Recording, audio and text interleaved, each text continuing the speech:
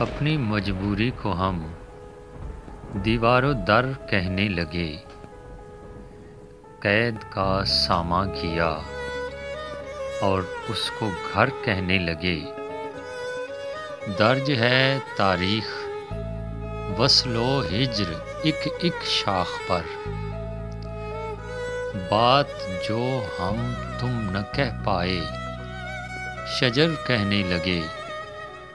खौफे तन्हाई दिखाता था अजब शक्लें, सो हम अपने साए ही को अपना हम सफ़र कहने लगे।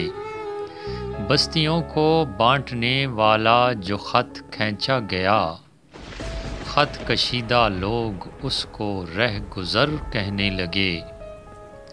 अव्वल अव्वल दोस्तों पर नाज था क्या क्या हमें, आखिर आखिर दुश्मनों को मोतबर कहने लगे।